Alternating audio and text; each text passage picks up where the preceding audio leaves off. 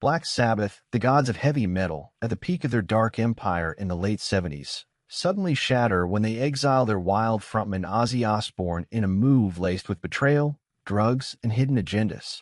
If you're a rock fan who's lived through the era or just loves the gritty tales behind the riffs, this untold story of heartbreak, lawsuits, and redemption will hit you like a thunderous guitar solo. Buckle up as we uncover the secrets that almost buried the band forever. Let's dive in. Hey folks, welcome to the channel where we dig deep into rock's hidden histories. Today, we're peeling back the layers on Black Sabbath's darkest secret, the exile of Ozzy Osbourne and the betrayal that rocked the metal world. This isn't just band drama. It's a tale of friendship fractured by fame, addiction, and cold decisions that changed music forever. Black Sabbath started in Birmingham, England, back in 1968, with four working-class guys chasing a heavier sound. Tony Iommi on guitar, Geezer Butler on bass, Bill Ward on drums, and Ozzy Osbourne up front. They called themselves Earth at first, but switched to Black Sabbath after a horror movie.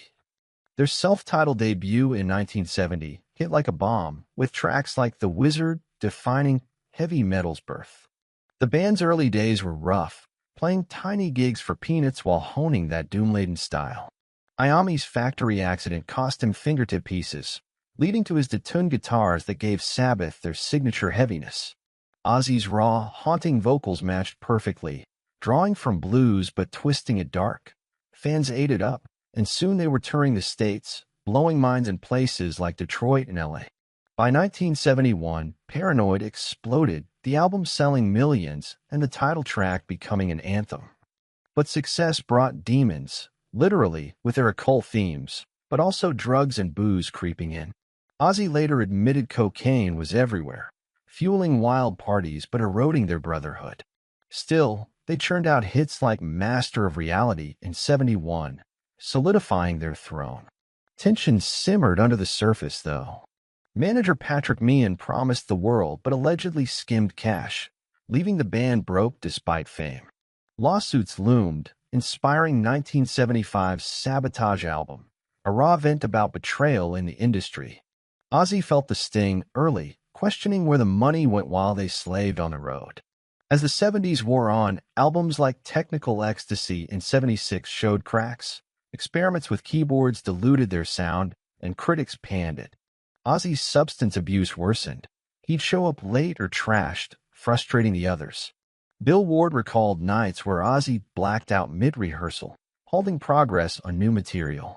Tony Iommi, the band's quiet leader, grew fed up with the chaos. Geezer Butler sided with him, seeing Ozzy's unreliability as a threat to survival. Bill was torn but agreed change was needed. In secret meetings, they plotted Ozzy's ouster, a move that felt like family betrayal to the singer who'd been with them from day one. The breaking point hit in 1978 during Never Say Die sessions. The album flopped, and tour antics escalated. Ozzy quit briefly, returned, but the damage was done. By early '79, in a rented LA house, the band confronted him. Tony delivered the news, "You're out." Ozzy was devastated, later calling it a bloody divorce in interviews. Ozzy didn't see it coming, despite warnings. He thought they were unbreakable, forged in Birmingham's grit. But drugs had him spiraling. Coke binges, hotel trashing, even biting a dove's head at a meeting. The band claimed they tried interventions, but Ozzy saw it as abandonment when he needed help most. Post-firing, Ozzy hit rock bottom, holed up in a hotel doing nothing but substances for months. Sharon Arden, daughter of manager Don Arden, stepped in, pulling him from the abyss. She became his manager and wife, kickstarting his solo career. But the betrayal lingered. Ozzy felt stabbed in the back by brothers he trusted. Meanwhile, Sabbath recruited Ronnie James Dio, shifting to a fantasy vibe with Heaven and Hell in 1980, a hit, but fans split. Ozzy watched from afar, fueling rivalry. He released Blizzard of Oz that year with Randy Rhoads' genius guitar work, proving he could thrive alone. Tracks like Crazy Train became staples, outselling Sabbath's efforts. The Untold layers involve financial shady deals. Meehan's management allegedly hid royalties, pitting members against each other. Ozzy sued later, claiming he was owed millions. This darkest secret wasn't just addiction, it was greed eroding their bond, with managers playing puppet master. In Ozzy's 2009 memoir, I Am Ozzy, he details the hurt. I'd be lying if I didn't feel betrayed. Tony admitted in interviews it was tough but necessary.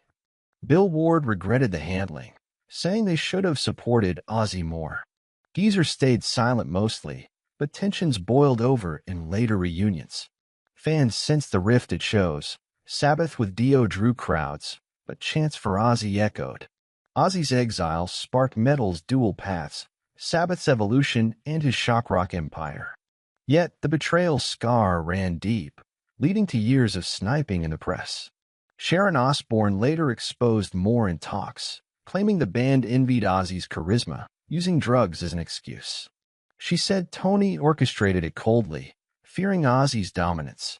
This added fuel, making the story a cautionary tale of fame's poison.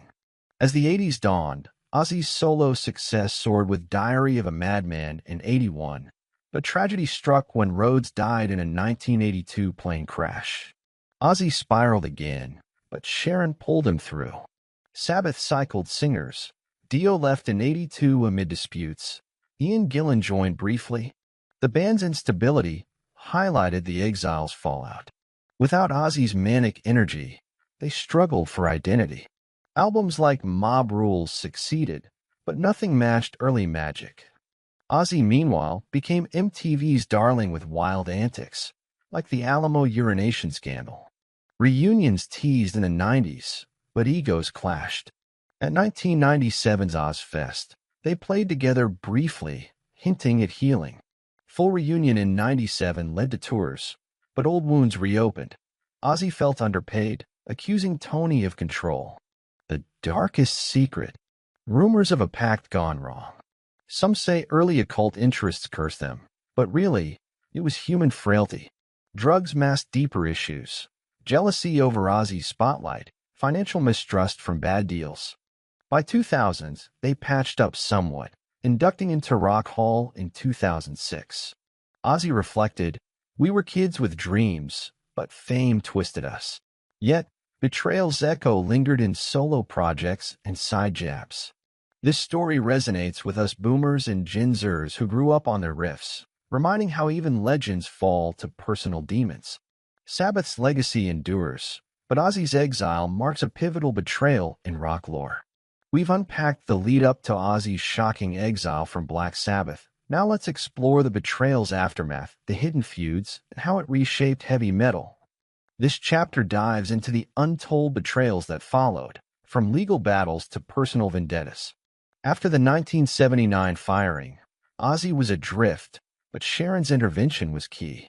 She negotiated his buyout from Sabbath's contracts, allegedly uncovering manipulated books by ex-manager Don Arden, her dad. This family drama added layers. Ozzy felt doubly betrayed by band and in-laws. Sabbath moved fast with Dio, whose operatic style refreshed them. Heaven and Hell topped charts, but Ozzy saw it as theft of his legacy. In interviews, he slammed Dio as a little Hitler, igniting fan wars.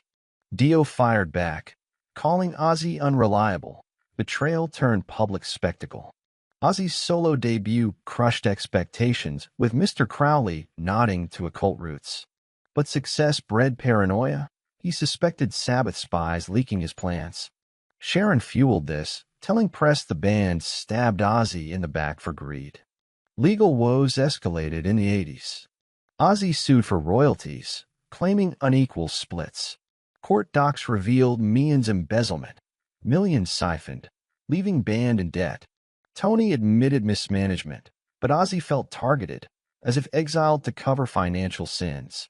Bill Ward's alcoholism mirrored Ozzy's, yet he stayed. Ozzy saw hypocrisy. In memoirs, Bill confessed regret. "We betrayed our mate." Geezer distanced himself, focusing on lyrics, but privately lamented the split. Dio's era shone briefly, but ego clashes led to his 1982 exit. Black Sabbath's Born Again with Gillan flopped, critics calling it mismatched. Ozzy laughed from afar, his Bark at the Moon in '83 soaring with Jakey Lee on guitar. The Betrayal extended to fans. Sabbath shows faced Ozzy chants, hurting the band. Tony retooled lineups, but stability eluded. Ozzy built an empire, with Ozfest launching in '96, ironically inviting Sabbath sans him at times. Untold Secret, a 1985 near reunion fizzled when Tony demanded control. Ozzy revealed in podcasts it broke his heart again. Betrayal repeated. Sharon negotiated hard, exposing old wounds like unequal song credits. By '90s, grunge overshadowed metal, but Sabbath's influence persisted. Ozzy's reality show The Osbournes in 2002 humanized him, contrasting Sabbath's stoic image. Fans learned of his dyslexia factory past, making Exile seem crueler. Reunion in '97 was bittersweet. Tours packed stadiums, but Ozzy felt tokenized. Backstage, arguments over set lists revived betrayals. Bill left in '99 due to health, Geezer briefly in 2004, stability fragile. The 2011 Reunion 413 album excited fans, but Ozzy's book slammed past actions. Bill's exclusion over contract disputes echoed original betrayal. Ozzy sided with him publicly, calling it shameful. Sharon's revelations in 2020's interviews added fire. She claimed Tony's jealousy of Ozzy's voice drove the firing, not just drugs. Fans shocked, reevaluating history. Tony countered mildly, saying it saved the band. Ozzy's health battles, Parkinson's diagnosis in 2020 softened tones. In farewell tours, he thanked bandmates, but admitted scars remain. It felt like divorce, he repeated, underscoring emotional toll. This saga's darkest secret, the music industry's role in pitting artists against each other. Managers like Arden and Meehan exploited vulnerabilities, turning brothers into rivals. Sabbath's story warns of fame's cost. As we age, reflecting on these tales hits home. Many of us faced betrayals in jobs or friendships. Sabbath's resilience inspires. From Exile, Ozzy became a survivor icon, band a legend. Final tours in 2017 marked the end, with emotional goodbyes. Ozzy's solo finale in 2023 nodded to roots, performing Sabbath classics. Betrayal forged stronger paths, but at what price? Thanks for sticking through this deep dive into Black Sabbath's Untold drama. If it stirred memories, like and subscribe for more rock revelations. What's your take on Ozzy's Exile, fair or foul? Drop comments below.